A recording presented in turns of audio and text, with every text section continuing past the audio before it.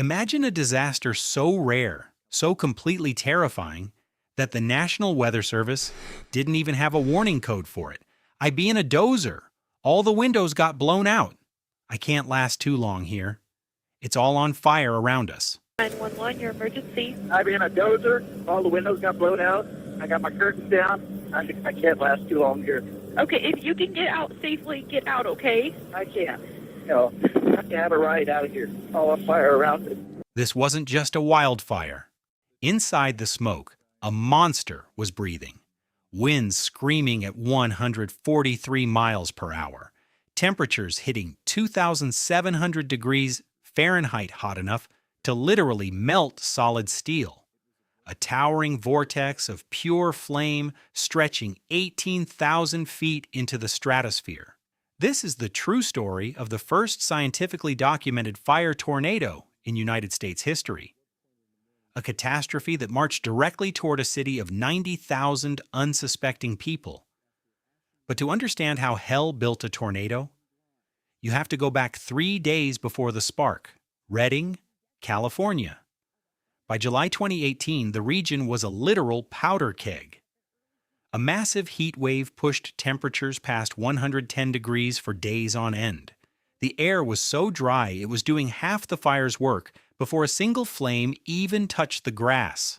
All it needed was a single spark. On July 23rd, a routine drive turned fatal. A simple travel trailer blew a tire on State Route 299. The bare steel rims scraped the burning pavement. The sparks hit the brittle brush. In seconds, the infamous Carr Fire was born.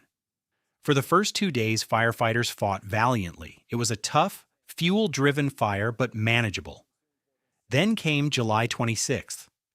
The rules of physics completely broke. A massive weather system from the north slammed into the fire, transitioning it into a wind-driven monster. The wind became the engine.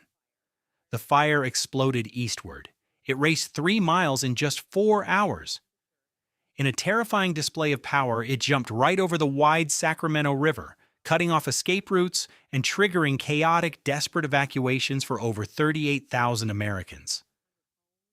Families were caught in a trap. One resident, Zeta Bila, looked out her window to see a literal wall of flames closing in. The only road out of her neighborhood was a dead-locked gridlock of cars. She told her children to hold hands and pray as they felt the heat melting the windows of their car. They barely made it out alive. Others would not be so lucky. What happened next is a terrifying lesson in meteorology.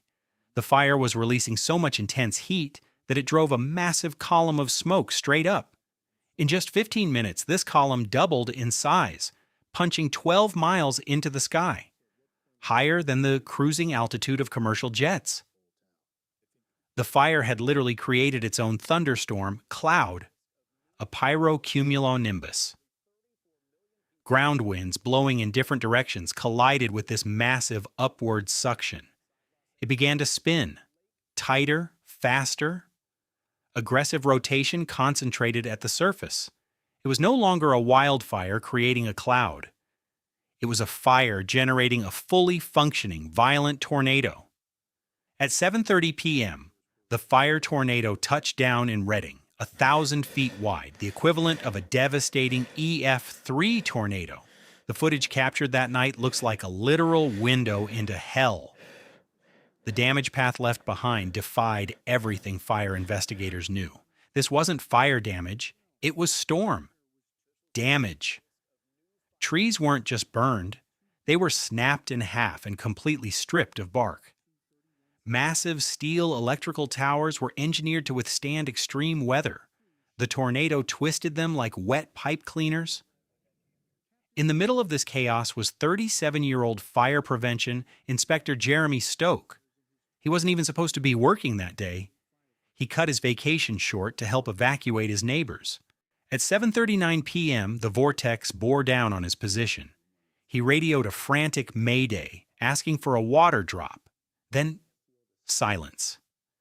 Jeremy became the first firefighter in recorded history to lose his life to a fire tornado. The horror hit the suburbs next. 70-year-old Melody Bledsoe was trapped in her home with her 2 young great-grandchildren.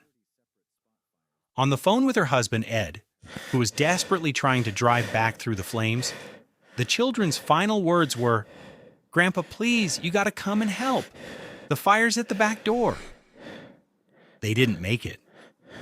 The tornado raged on the ground for 30 brutal minutes before dissipating.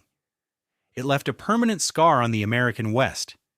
It proved that, under the right conditions, climate, drought, and wind can combine to create an apocalyptic force of nature that no human can fight.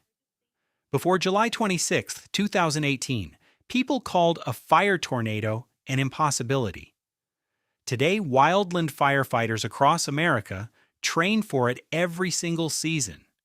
Because the fuel is still out there, the heat is still rising. Our brave crews know how to read the wind, and they know how to fight a fire. But nobody can teach you how to survive a tornado made of both. If this terrifying glimpse into nature's raw wrath shook you, hit subscribe right now to unlock the chilling truths behind history's most extreme disasters.